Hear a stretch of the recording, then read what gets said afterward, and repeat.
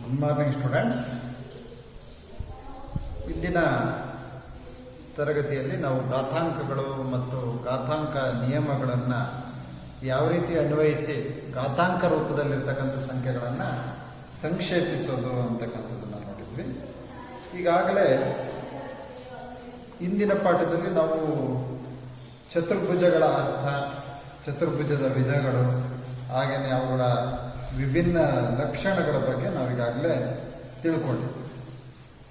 ಈಗ ಮುಂದಿನ ಪಾಠ ಪ್ರಾಯೋಗಿಕ ರೇಖಾಗಣಿತ. ರೈಟ್, ಪ್ರಾಯೋಗಿಕ ರೇಖಾಗಣಿತ, ಪ್ರಾಕ್ಟಿಕಲ್ ಜಾಮೆಟ್ರಿ ಅಂತ ಕರೀತಾರೆ.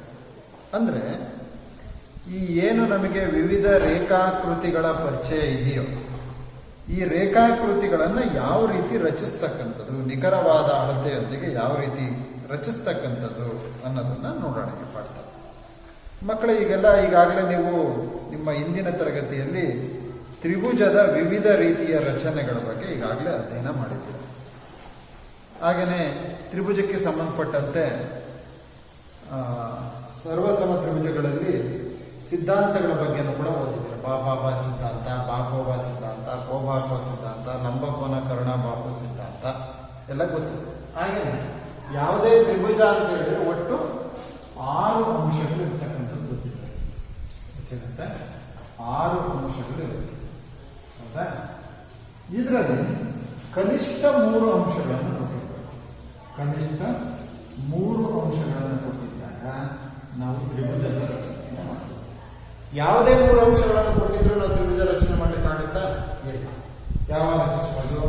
3 ಬಾಹುಗಳನ್ನು ಕೊಟ್ಟಿದ್ದಾಗ ತ್ರಿಭುಜ ರಚನೆ ಮಾಡೋದು ಗೊತ್ತಿರ್ತಕ್ಕಂಥ ವಿಚಾರ.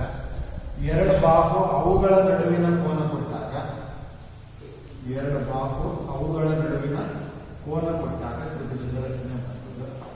ಹಾಗೆಯೇ 2 ಕೋನ ಅವುಗಳ ಮೇಲಿನ ಸಾಮಾನ್ಯ ಬಾಹು ಕೊಟ್ಟಾಗ ತ್ರಿಭುಜದ ರಚನೆ ಮಾಡುವುದು. ಈ ರೀತಿ ತ್ರಿಭುಜದ ರಚನೆಗಳ ಬಗ್ಗೆ ಈಗಾಗಲೇ ನೀವೆಲ್ಲ ತಿಳ್ಕೊಂಡಿದ್ದೀವಿ. ನಾವು ಯಾವುದೇ ತ್ರಿಭುಜ ರಚನೆ ಮಾಡ್ಬೇಕಾದ್ರೆ ಏನ್ ಮಾಡ್ತಾ ಇದ್ವಿ? ಫಸ್ಟ್ ಒಂದು ಕಚ್ಚಾ ಆಕೃತಿ ಹಾಕಬೇಕು. ಉದಾಹರಣೆಗೆ ಈ 3 ಬಾಹು ಕೊಟ್ಟಾಗ ತ್ರಿಭುಜದ ರಚನೆ ಕೊಟ್ಟಾಗ ಲೆಕ್ಕ ಈ ರೀತಿ ಇರುತ್ತೆ. ತ್ರಿಭುಜ ಎಬಿಸಿಯಲ್ಲಿ AB = 5 centimetre, BC = 6 centimetre, AC = 7 centimetre ಇರುವ ತ್ರಿಭುಜ ಎಬಿಸಿಯನ್ನು ರಚಿಸಿ ಅಂತ ನೀವೇನ್ ಮಾಡ್ಕೊತೀರಾ?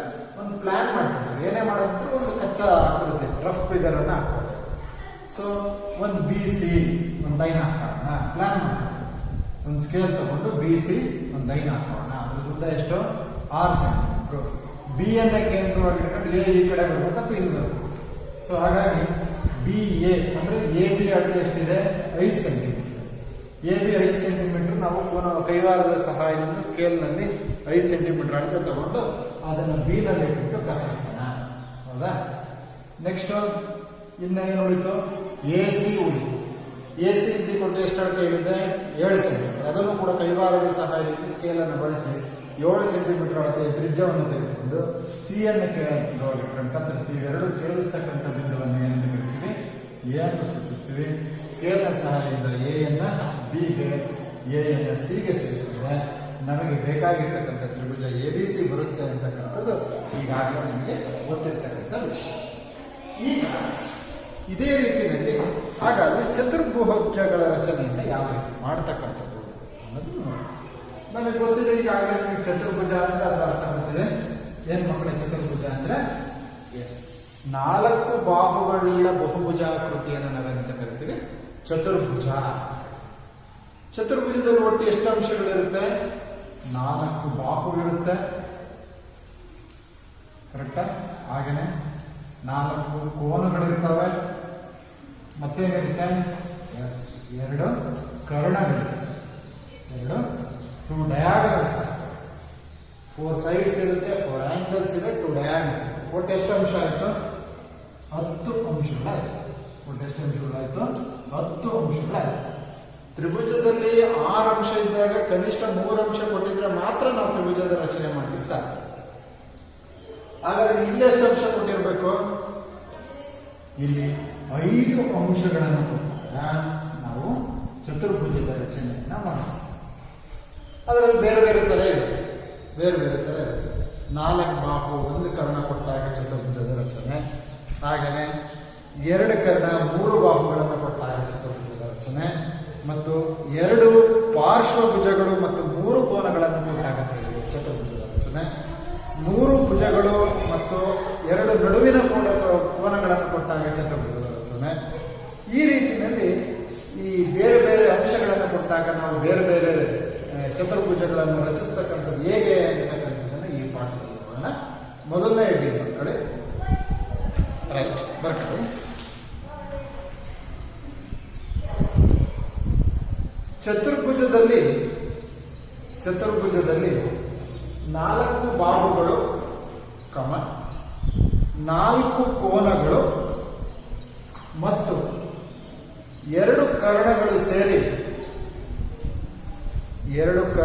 ಸೇರಿ ಒಟ್ಟು 10 ಅಂಶಗಳನ್ನು ಒಳಗೊಂಡಿರುತ್ತದೆ.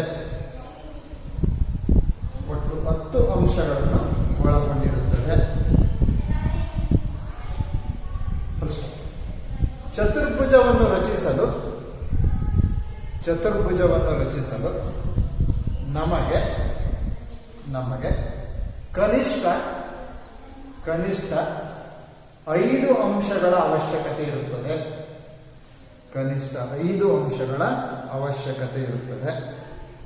Next heading. 4 ಬಾಹುಗಳು ಮತ್ತು 1 ಕರ್ಣ ಕೊಟ್ಟಾಗ 4 ಬಾಹುಗಳು ಮತ್ತು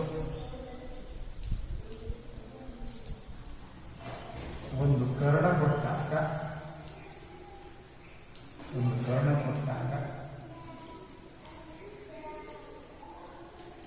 ಚತುರ್ಭುಜದ ರಚನೆ. 4 ಬಾಹುಗಳು ಮತ್ತು 1 ಕರ್ಣ ಕೊಟ್ಟಾಗ ಚತುರ್ಭುಜದ ರಚನೆ. ಮಕ್ಕಳೇ, ಇಲ್ಲೂ ಕೂಡ ಅಷ್ಟೇ ನಾವೇನ್ ಮಾಡೋಣ, ಒಂದು ರಫ್ ಒಂದು ಪ್ಲಾನ್ ಮಾಡೋಣ ಅಲ್ವಾ? ಸುಮ್ಮನೆ ನಾನು ಹೇಳ್ತೀನಿ ನೋಡಿ ಯಾವ ಥರ. ಈಗ ಇದೊಂದು ಚತುರ್ಭುಜ, 4 ಬಾಹುಗಳು, ಇದೊಂದು ಚತುರ್ಭುಜ. ಏನೇ ಹೆಸರು? ABCD ಅಂತ ಕೊಡ್ತೀನಿ. ಫಾರ್ ಎಕ್ಸಾಂಪಲ್ ಲೆಕ್ಕ ಹಿಂಗಿದೆ ಅಂತ ನಾನು ಲೆಕ್ಕ ಬರೆಸ್ತೀನಿ. ಇಲ್ಲ ಬರ್ಕೊಂಬಿಡಿ, ಲೆಕ್ಕ ಬರ್ತಾರೆ. ಲೆಕ್ಕ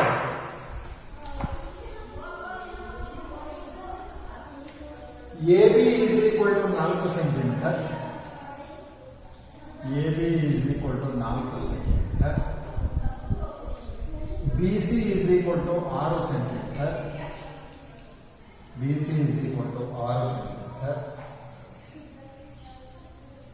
CD is equal to 5.5 centimetre.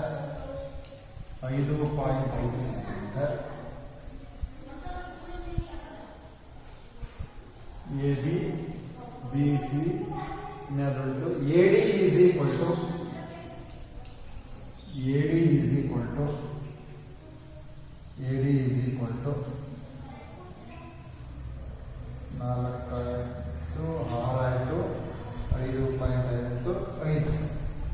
5 centimetre ಮತ್ತು ಕರ್ಣ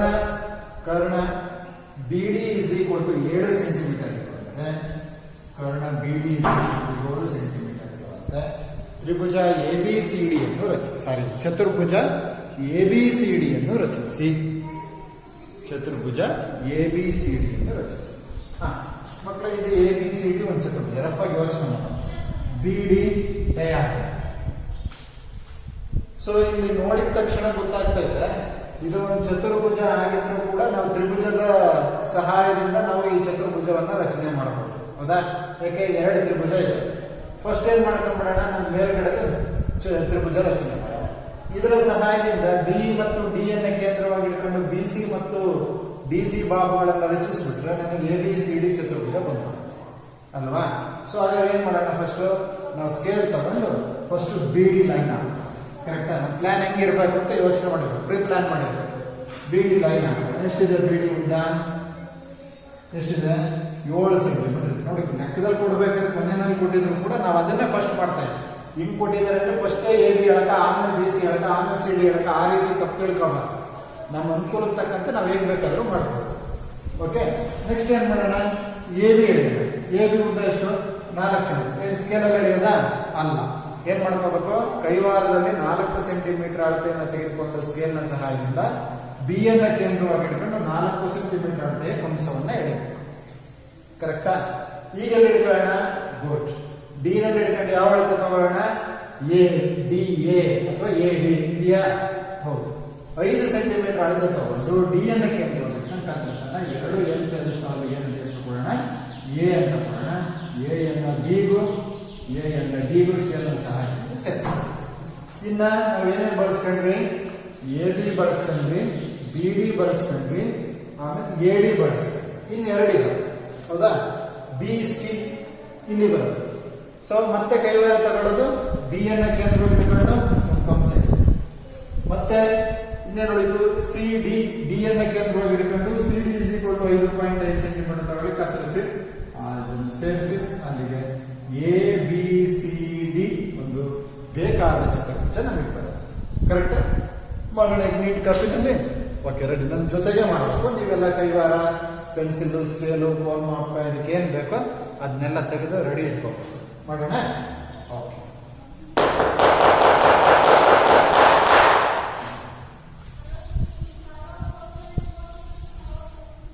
ನಾನು ಅಳತೆಗಳನ್ನು ಕಡೆ ಸೈಡಲ್ಲಿ ಬರ್ಕೊಳ್ತೀನಿ. ಸರಿ. A B 4, B C 6, C D 5.5, ಆಮೇಲೆ ಎ ಡಿ 5, ಕರ್ಣ ನೋಡಿಸಿ. ಸರಿ, ಫಸ್ಟ್ ಯಾವ್ದು ಹಾಕ್ಬೇಕು ಅಂತ ಹೇಳಿ ನಿರ್ಧಾರ ಮಾಡಿದ್ವಿ ನಾವು. ರೈಟ್. ಯಾವ್ದು? ರೈಟ್. ಬಿ ಸಿ ಅಲ್ವಾ? ಸಾರಿ, ಬಿ ಡಿ ಡಯಾಗ್ರಾಮ್ ಹಾಕಬೇಕಲ್ವಾ? ಎಷ್ಟಿದೆ ಬಿ ಡಿ? 7 ಸೆಂಟಿಮೀಟರ್ ಉದ್ದದ ರೇಖಾಖಂಡವನ್ನು ಎಷ್ಟು? 7 centimetre.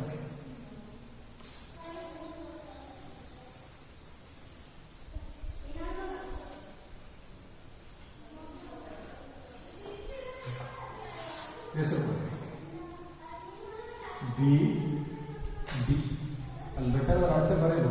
7 centimetre B D 7 centimetre. ಸರಿನಾ? ರೈಟ್. 7 ಸೆಂಟಿಮೀಟರ್. ಸ್ಕೇಲ್ನಲ್ಲಿ 0 ಇಂದ 7ರವರೆಗೆ ಇಡಿ. ನೀಟ 1 ಮಿಲಿಮೀಟರ್ ಕೂಡ ಜಾಸ್ತಿ ಆಗ್ತದೆ. ನೆಕ್ಸ್ಟ್ ಯಾವ್ದು ತಗೊಳ್ಳೋಣ? A B. ಎಷ್ಟು ಸೆಂಟಿಮೀಟರ್? 4 ಸೆಂಟಿಮೀಟರ್. ಕೈವಾರದ ಸಹಾಯದಿಂದ ನಿಮಗಾಗಲೇ ತೋರಿಸಿದ್ದೀನಿ. 0ದಲ್ಲಿ ಈ ನೀಡಲನ್ನು ಇಟ್ಕೊಂಡು ಪೆನ್ಸಿಲ್ ಇರೋ ಕಡೆ ಅದನ್ನು ಎಳ್ಕೊಂತಾ ಹೋಗ್ಬೇಕು. ನೋಡಿ, ಗೊತ್ತಾಗುತ್ತಲ್ಲ? ಹಿಂದೆ ತೋರಿಸಿದ್ದೀನಿ ನಾನು. 0ದಲ್ಲಿ ಇಟ್ಬಿಟ್ಟು ಇದನ್ನು ಎಳ್ಕೊಳ್ತಾ ಹೋಗ್ಬೇಕು. ಇಲ್ಲಿವರೆಗೆ ಎಷ್ಟು ಸೆಂಟಿಮೀಟರ್ ಬರೋವರೆಗೆ? 4 ಸೆಂಟಿಮೀಟರ್ ಬರೋವರೆಗೂ ಎಳಿತಾ ಹೋಗ್ಬೇಕು. ಓಕೆ,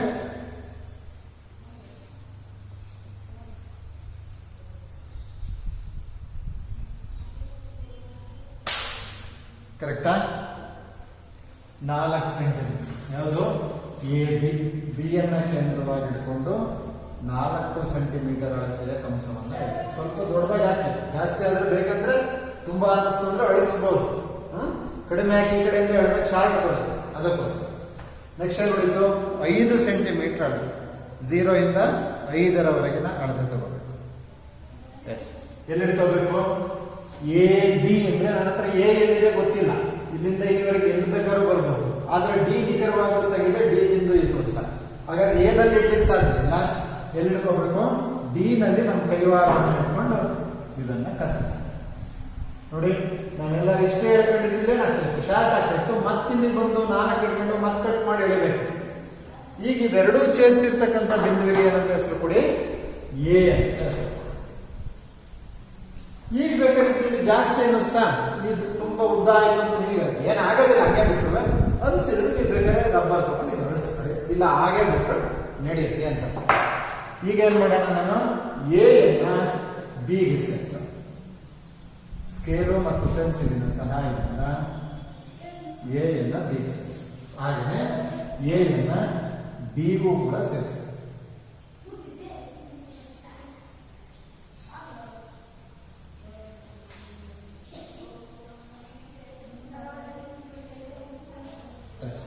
ಸರಿ ಮಕ್ಕಳ? ರೈಟ್. ಈಗ ಇನ್ನೇನು ಹೋಯ್ತು? ಕೆಳಗಡೆ ಭಾಗ ಬಿ ಸಿ ಸೇಮ್ ಅದೇ. ಬಿ ಸಿ ಎಷ್ಟು ಉದ್ದ ಇದೆ? 6 ಸೆಂಟಿಮೀಟರ್ ಇದೆ. 0 ಹತ್ರ ಇಟ್ಕೊಳ್ಳಿ, 6 ಸೆಂಟಿಮೀಟರ್ ಅಳತೆ ತಗೋ. ಎಲ್ಲಿ ಹಿಡ್ಕೋಬೇಕಂದ್ರ ಬಿ ಅನ್ನ ಕೇಂದ್ರವಾಗಿ ಇಟ್ಕೊಂಡು 6 ಸೆಂಟಿಮೀಟರ್ ಅಳತೆಯ ಕಂಸವನ್ನ ಇಡಿ. ಸ್ವಲ್ಪ ದೊಡ್ಡದಾಗಿ ಹಾಕಿ 6 ಸೆಂಟಿಮೀಟರ್ ಅಳತೆಯ ಕಂಸವನ್ನ ಇಡಿ. ಕರೆಕ್ಟಾ? ಈಗ ನೆಕ್ಸ್ಟ್ ಲಾಸ್ಟ್ ಏನು ಉಳಿದು? ಡಿ ಸಿ ಉಳಿದಿದೆ. ಎಷ್ಟಿದೆ? 5.5.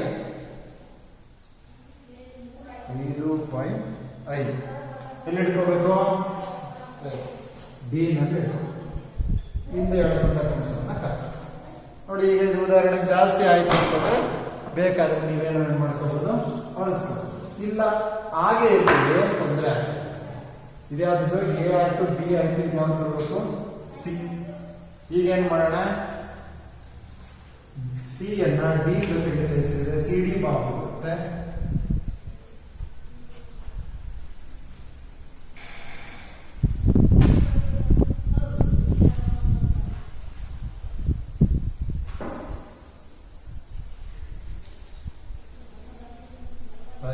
ಹಾಗೇನೆ ಬಿ ಮತ್ತು ಸಿ ಗಳನ್ನು ಸೇರಿಸಿ.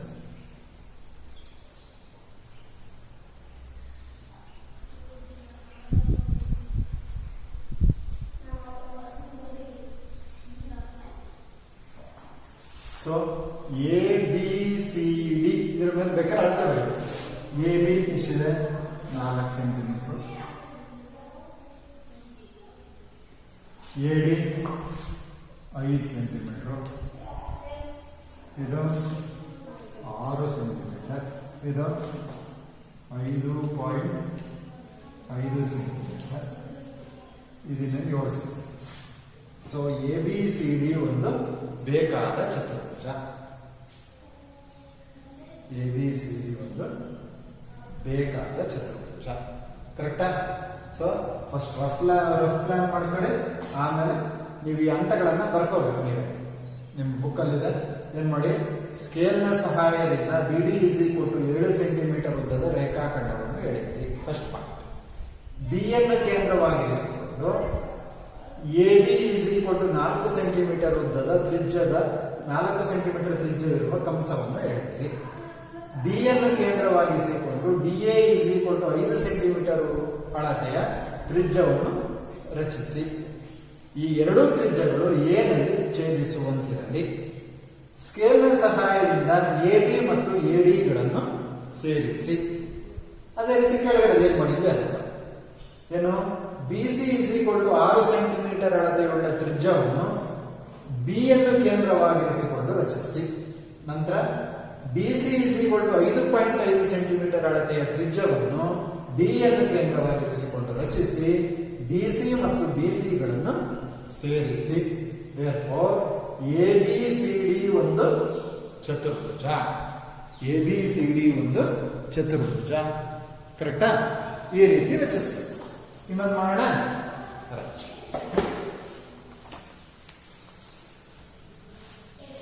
ಇನ್ನೊಂದು ಲೆಕ್ಕ ಪರ್ಫೆಕ್ಟ್ನೆಸ್ ಇನ್ನೊಂದು ಮಾಡಿ ನೋಡಿದವಲ್ಲ. ಇದರಲ್ಲಿ ಅಭ್ಯಾಸ 7.1ರಲ್ಲಿ ಸಾಕಷ್ಟು ಲೆಕ್ಕಗಳಿದಾವೆ. ನೀವು ಆ ಲೆಕ್ಕಗಳನ್ನ ಮಾಡಬೇಕು.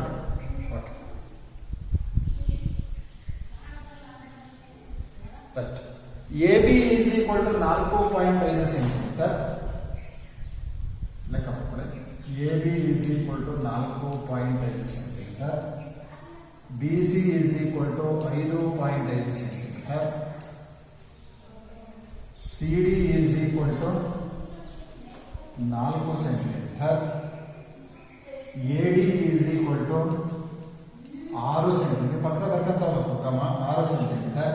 ಮತ್ತು A C is equal to 7 centimetre ಅಳತೆಯುಳ್ಳ ಚತುರ್ಭುಜ ಎ ಬಿ ಸಿ ಡಿ ಎಂದು ರಚಿಸಿ. 7 ಸೆಂಟಿಮೀಟರ್ ಅಳತೆಯುಳ್ಳ ಚತುರ್ಭುಜ ಎ ಬಿ ಸಿ ಡಿ ಎಂದು ರಚಿಸಿ. ಓಕೆ. ಇಲ್ಲಿ ಯಾವ್ದು ಕೊಟ್ಟಿದ್ದಾನೆ? ಡಯಾಗ್ನಲ್ ಎ ಸಿ ಕೊಟ್ಟಿದ್ದಾನೆ. ನೀವು ಬೇಕಾದ್ರೆ ಬಂದಿದ್ದನ್ನೇ ಹಿಂಗ್ ಉಲ್ಟಾ ಮಾಡ್ಕೋಬಹುದು. ಹೌದಾ? ಅಥವಾ ಹೀಗೆ ಮಾಡಿದ್ರು ನಡೀತದೆ, ಏನ್ ತೊಂದರೆ ಇಲ್ಲ. ಈಗೇನೆ ಇಟ್ಕೊಳ್ಬೇಕಾದ್ರೂ ಮಾಡ್ಕೋಬಹುದು. ಇದ್ರ ಬದಲು ಇದು ಎ ಸಿ ಅಂತ ಅಂದ್ಕೊಂಡ್ಬೇಕಾದ್ರೂ ಮಾಡಬಹುದು. ಇಲ್ಲ ಬೇಡ ಅಂತ ಹೇಳಿದ್ರೆ ನೀವೇನ್ ಮಾಡ್ಕೋಬಹುದು? ಇದನ್ನ ಉಲ್ಟಾ ಮಾಡಿ ಎ ಸಿ ಬರೋಣ. ನಿಮಗೆ ಫಸ್ಟ್ ಏನ್ ಮಾಡೋಣ? ನಿಮ್ಮೆಲ್ಲರಿಗೂ ಕೂಡ ಗೊತ್ತಿದೆ. ಫಸ್ಟ್ ಯಾವ್ದು ಹಾಕೊಂಡಿದ್ವಿ ನಾವಿಲ್ಲಿ? First diagonal. ಇಲ್ಲೂ ಅದೇ, ಯಾವುದು ಡಯಾಗ್ನಲ್? ಇವೆಲ್ಲ ಕಂಟಿನ್ಯೂಸ್ ಅಕ್ಷರ ಇದೆ. A B, B C, C D, A D ಪಕ್ಕದ ಅಕ್ಷರನೇ ಇದಾವೆ. ಮಧ್ಯೆ ಒಂದು ಜಂಪ್ ಆಗಿರೋದು, ಅದು ಬಿ ಜಂಪ್ ಆಗಿದೆ ಅಂದ್ರೆ ಇದೇ ಕರ್ಣ ಗುರುತಿಸ್ಕೊಳ್ಳೋ ರೀತಿ ಗೊತ್ತಾಯ್ತಲ್ಲ. ಇವೆಲ್ಲ ಕಾನ್ಸಿಕ್ಯೂಟಿವ್ ಲೆಟರ್ಸ್ ಇವೆಲ್ಲ ಪಕ್ಕ A B, B C, C D, A D ನೋಡಿ ಪಕ್ಕದಲ್ಲಿ. ಅರ್ಥ ಆಯ್ತಾ? ಸೊ ಹಾಗಾದ್ರೆ ಎ ಸಿ ಪಕ್ಕದಲ್ಲ, ಒಂದು ಜಂಪ್ ಆಗಿದೆ, ಬಿ ಅಥವಾ ಡಿ ಜಂಪ್ ಆಗಿದೆ, ಹಾಗಾಗಿ ಇದು ಕರ್ಣ. ಫಸ್ಟ್ ಏನ್ ಮಾಡೋಣ? ಒಂದು ಎ ಸಿ ಕರ್ಣ.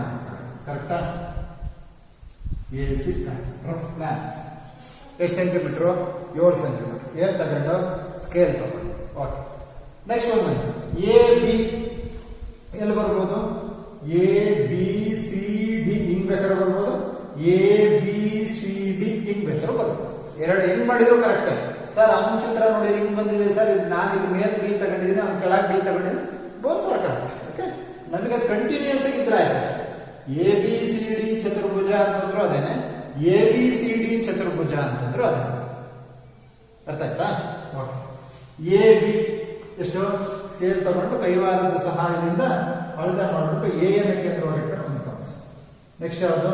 ಇದು ಬಿ ಬರೋದ್ರಿಂದ ಬಿ ಸಿ 5.5 ಸೆಂಟಿಮೀಟರ್ ಅಳತೆ ತಗೊಂಡು ಕಟ್ ಮಾಡೋದು. ಇಲ್ಲಿಗೆ ಸೇರಿಸಿ ಇದನ್ನ ಎ ಒಂದ್ಸರಿ, ಸಿ ಒಂದ್ಸರಿ ಸೇರಿಸಿ. ಈಗೇನಾಯ್ತು? ಎ ಬಿ ಆಯ್ತು, ಬಿ ಸಿ ಆಯ್ತು, ಎ ಸಿ. ಇನ್ನ ಸಿ ಡಿ ಎಷ್ಟಂತೆ?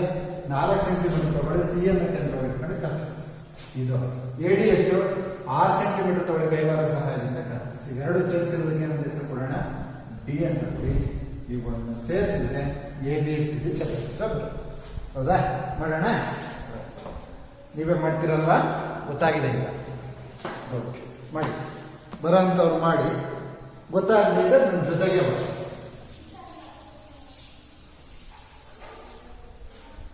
ಫಸ್ಟ್ ಯಾವ್ದು ಮಕ್ಕಳ? ಎ ಸಿ ಎಷ್ಟು ಸೆಂಟಿಮೀಟರ್? ಇಲ್ಲೂ ಕೂಡ ಹೋದ ಸರಿ 7 ಸೆಂಟಿಮೀಟರ್ ಇತ್ತಲ್ವಾ diagonal? 7 centimetre diagonal ಇರ್ತಕ್ಕಂಥದ.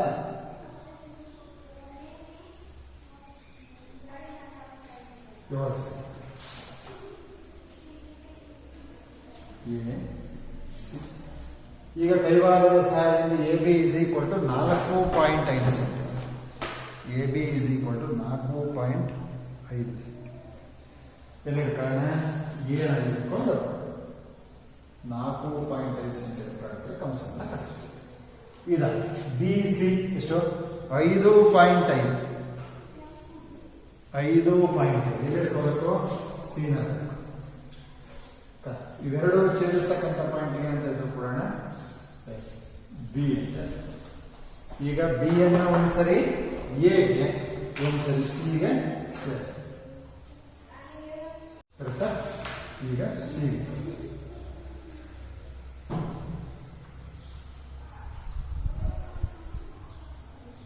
Next A D ಎಷ್ಟಿದೆ ಮಕ್ಕಳೇ? 6 centimetre. A D is equal to 6 centimetre. Sir ಅವಾಗ ಹೇಳ್ಬೇಕಾದ್ರೆ ಫಸ್ಟ್ ಸಿ ಡಿ ಹೇಳಿದ್ರೆ ಈಗ ಎ ಡಿ ಹೇಳ್ತೀನಿ, ಯಾವ್ದು ಮಾಡಿದ್ರು ಕರೆಕ್ಟ್. ಎ ಡಿ ನಾರ ಫಸ್ಟ್ ಹೇಳ್ಕೊಳ್ಳಿ, ಸಿ ಡಿ ನಾರ ಫಸ್ಟ್ ಹೇಳ್ಕೊಳ್ಳಿ ಅಂತ. ರೈಟ್? ಈಗ ಸಿ ಡಿ ಎಷ್ಟಿದೆ ಮಕ್ಕಳೇ? 4 ಸೆಂಟಿಮೀಟರ್.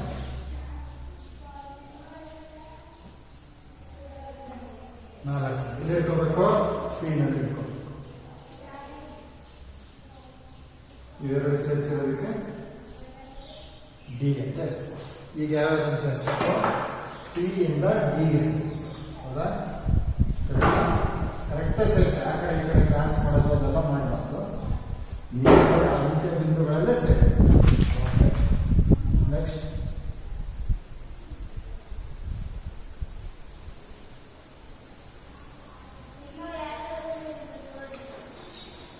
ಅದರ ಮೇಲೆ ಅಳತೆಗಳನ್ನು ಬರೀ.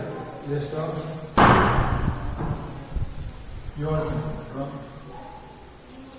4.5 centimetre, 5.5 centimetre, C D 4 centimetre, ಇದು 6 ಸೆಂಟಿಮೀಟರ್. ಕರೆಕ್ಟಾ? ನಿಮಗೂ ಅದೇ ಅಳತೆ ಬಂದಿದೆಯಲ್ವಾ?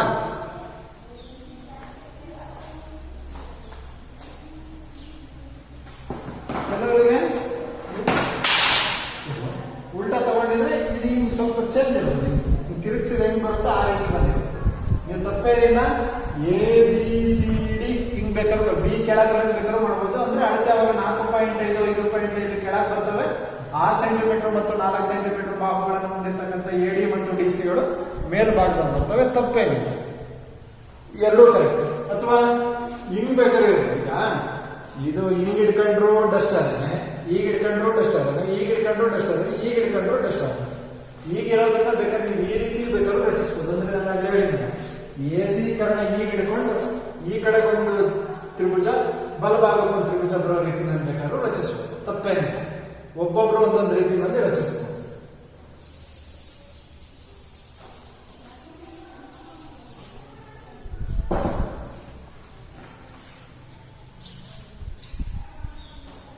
ಆಯ್ತಾ ಮಕ್ಕಳೇ? ರೈಟ್.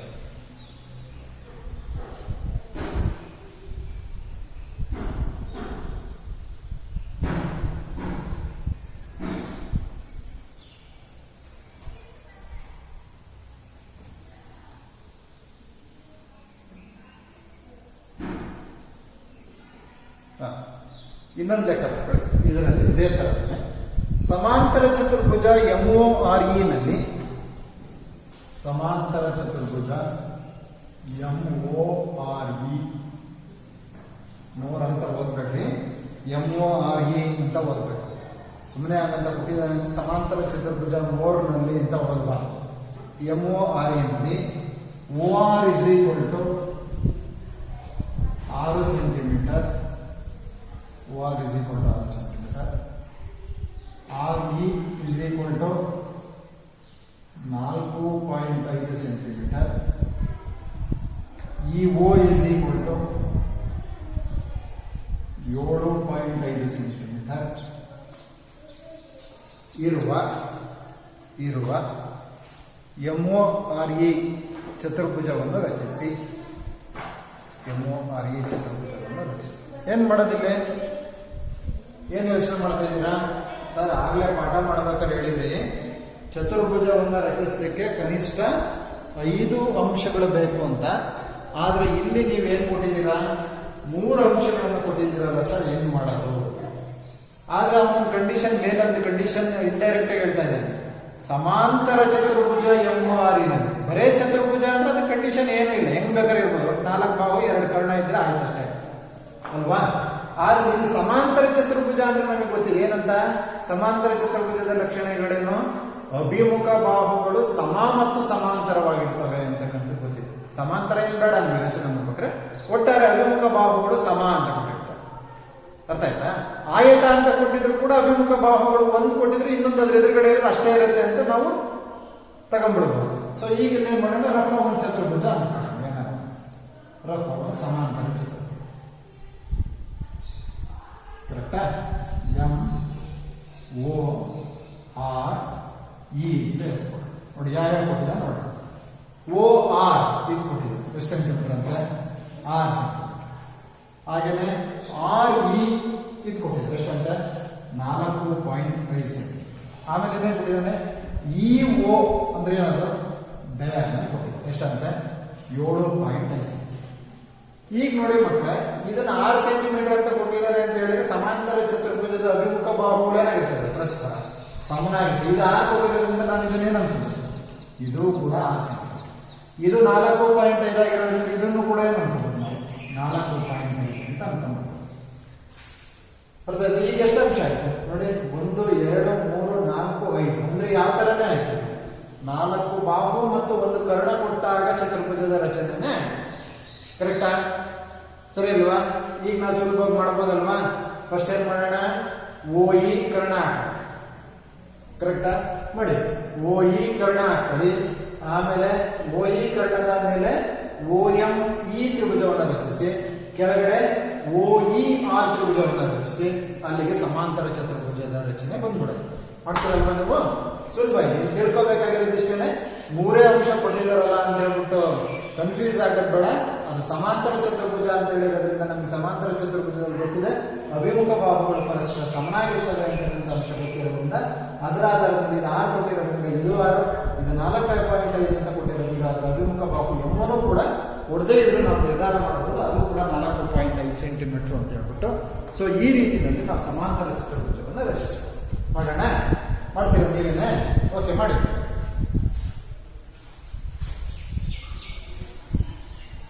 ಸೊ ಫಸ್ಟ್ ಏನ್ ಮಾಡ್ಕೊಳ್ಳಿ, OE ಅಕ್ಕ 7.5 ಸೆಂಟಿಮೀಟರ್ ಇರ್ತಕ್ಕಂಥ OE ಬಾಹುವನ್ನ 7.5 ಸೆಂಟಿಮೀಟರ್ ಇರ್ತಕ್ಕಂಥ OE ಬಾಹುವನ್ನ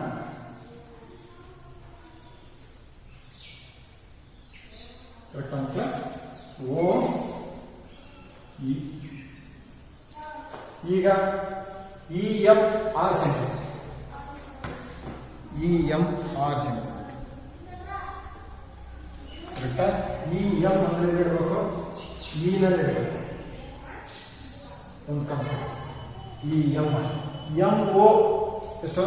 4.5 ಸೆಂಟಿಮೀಟರ್, 4.5 ಸೆಂಟಿಮೀಟರ್. ಅದು MO. M ಇಲ್ಲ, O ಇದೆ. O ನಲ್ಲಿ ಇಟ್ಬಿಟ್ಟು ಇವುಗಳನ್ನು ಸೇರಿಸಿ.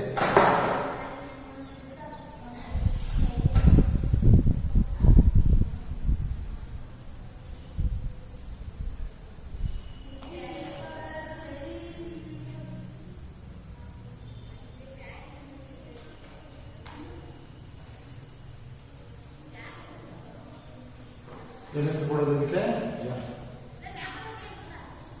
ಸರಿನಾ? ಈಗ ಕೆಳಗಡೆದು ಅದೇ ರೀತಿ ಸೇಮ್ ಮಾಡ್ತಾ ಅಲ್ವಾ? ಸೊ ಒಂದೆಷ್ಟು 4.5 ಯಾವುದು? ER ಅಂತ ಇಲ್ಲಿ ಬರುತ್ತೆ. ಅಷ್ಟೇ ಅಳತೆ ಎಲ್ಲ ತಗೊಂಡಿದ್ದೀರಾ? 4.5 ಸೆಂಟಿಮೀಟರ್ ಅಳತೆ ಕಂಸವನ್ನು ಕತ್ತರಿಸಿ. ಇನ್ನೆಷ್ಟು ಈಗ? ER ಆಯ್ತು. ಉಳಿದಿದ್ದೆಷ್ಟು? OR 6 centimetre. OR 6 centimetre. ನಿಮಗೆ ಗೊತ್ತಿದೆ ಈಗಾಗಲೇ ಅಂತ ಸ್ವಲ್ಪ ಫಾಸ್ಟ್ ಮಾಡ್ತಾ ಇದ್ದೀನಿ. ಸೇಮ್ ಏನು ವ್ಯತ್ಯಾಸ ಇಲ್ಲ. OR ಕತ್ತರಿಸಿ ಅವುಗಳನ್ನು ಸೇರಿಸಿ.